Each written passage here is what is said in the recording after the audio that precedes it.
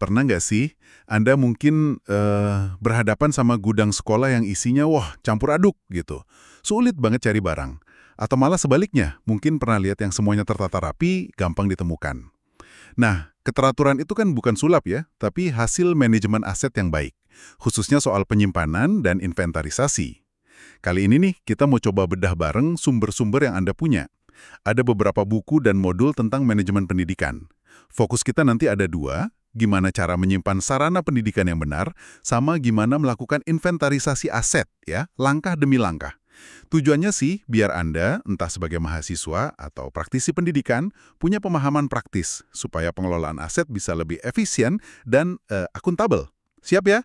Mari kita gali lebih dalam. Oke, kita mulai dari penyimpanan dulu ya. Ini kedengarannya sepele mungkin ya, cuma naruh barang aja gitu. Tapi dari sumber-sumber ini ditekankan kalau ini krusial banget. Biar aset pendidikan itu awet dan gampang dicari pas dibutuhkan. Iya, tepat sekali. Ini bukan cuma soal rapi aja, tapi ada prinsip efektivitas, efisiensi, sama keamanan.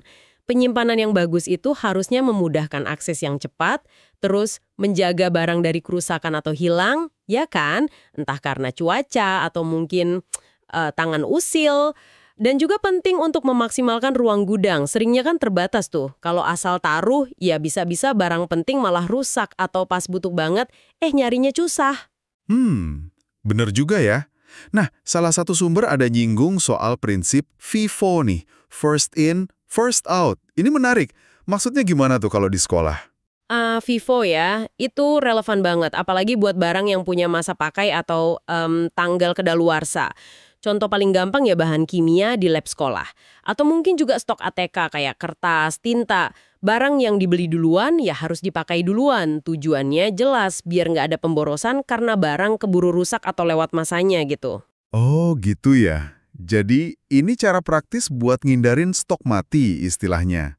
Selain FIFO, ada lagi nggak prinsip lain yang ditekankan? Ada tentu, penataan yang sistematis itu juga kunci. Misalnya pakai rak yang ada labelnya jelas, dikelompokkan gitu berdasarkan jenis atau seringganya dipakai. Beberapa sumber bahkan ada nyinggung penggunaan sistem digital sederhana ya, buat catat lokasi barang. Jadi nyarinya lebih cepat. Terus ya aspek keamanan fisik juga, misalnya lemari yang dikunci buat alat lab mahal atau bahan kimia yang berbahaya. Oke, jadi strateginya udah pas nih penyimpanannya. Nah, langkah logis berikutnya kan pencatatan detailnya ya. Disinilah inventarisasi berperan kan? Betul sekali. Penyimpanan rapi jadi kurang optimal kalau kita nggak tahu persis apa aja sih yang kita punya. Inventarisasi itu ya pada intinya proses mencatat dan menyusun daftar semua aset, semua sarana, prasarana milik lembaga pendidikan. Harus sistematis dan tertib, kayak sensus barang sekolah gitulah. Kenapa sih ini penting banget buat Anda pahami? Tujuan utamanya apa ya? Wah, tujuannya ini strategis banget, berlapis. Pertama jelas ya, untuk tahu pasti jumlahnya berapa, jenisnya apa aja, kondisinya gimana, bahkan nilainya berapa. Ini data dasar. Kedua, data ini jadi dasar yang kuat pas kita mau merencanakan pengadaan barang baru atau mungkin perawatan. Jadinya beli barang tuh berdasarkan kebutuhan real, bukan kira-kira aja. Iya. Ketiga, ya jelas memudahkan pengawasan dan pengendalian, biar aset nggak gampang hilang atau disalahgunakan. Keempat, ini penting buat laporan pertanggungjawaban, menyangkut akuntabilitas. Dan kelima, jadi dasar pertimbangan kapan aset itu perlu dihapus, misalnya karena rusak berat atau udah nggak efisien lagi dipakai. Jadi, ini bukan sekedar kerjaan administrasi, tapi alat manajemen yang strategis. Sip, jelas banget tujuannya. Sekarang, mari kita bedah langkah-langkahnya. Sumber Anda kan nyebut 3 tahap utama ya. Pengkodean, pencatatan, sama pelaporan. Kita mulai dari pengkodean. Gimana tuh prosesnya? Pengkodean itu ibaratnya kita kasih KTP buat tiap barang inventaris. Setiap aset dikasih kode unik, biar gampang diidentifikasi dan dilacak riwayatnya. Salah satu sumber bahkan ngasih contoh sistem kode numerik yang detail banget. Bisa mencakup kode kepemilikan, misalnya punya negara atau yayasan, terus kode lokasi, provinsi, kota, kode unit kerja atau sekolahnya, tahun pengadaannya, sampai kode jenis barangnya itu sendiri. Wah, itu detail banget ya kodenya. Tapi, menerapkan sistem sedetail itu di sekolah, apalagi yang sumber dayanya mungkin terbatas, kayaknya cukup menantang ya. Iya, memang ada tantangannya. Terutama soal konsistensi sama yaitu sumber daya buat input data awalnya. Tapi kan tujuannya biar ketertelusuran asetnya maksimal. Mungkin bisa dimulai bertahap aja. Dari aset yang nilainya tinggi dulu misalnya. Kuncinya sih ada sistem yang jelas dan diikuti secara disiplin. Masuk akal, masuk akal. Nah, setelah dikasih kode unik, terus pencatatan, semua data ini dicatat di mana biasanya? Kalau cara tradisional ya, itu dicatat di buku tebal.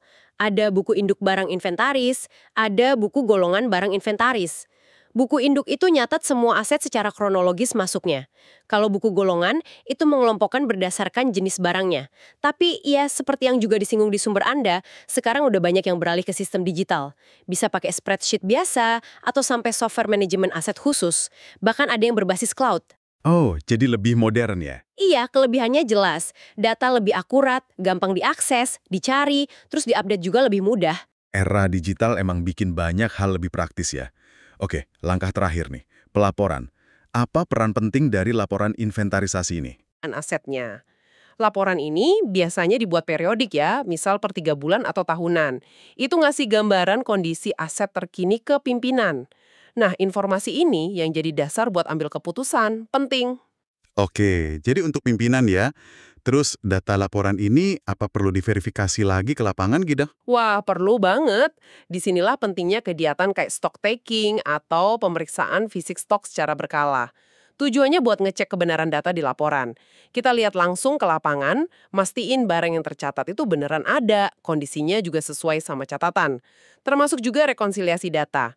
Misalnya nyocokin catatan inventaris sama catatan akuntansi. Biar nggak ada selisih antara catatan dan kenyataan. Jadi laporannya valid dan bisa diandalkan. Jadi jelas banget ya sekarang, penyimpanan yang terencana sama inventarisasi yang akurat itu kayak dua sisi mata uang ya dalam mengelola aset pendidikan. Bukan cuma soal administrasi, tapi ini inti dari optimalisasi sumber daya. Ini kunci biar nggak ada lagi cerita gudang berantakan atau aset hilang nggak kelacak gitu. Tepat sekali. Dengan manajemen aset yang baik dari hulu ke hilir ya, mulai dari nyimpennya benar sampai laporannya akuntabel, kita bisa memastikan setiap rupiah yang diinvestasikan buat sarana pendidikan itu benar-benar dukung proses belajar mengajar secara maksimal.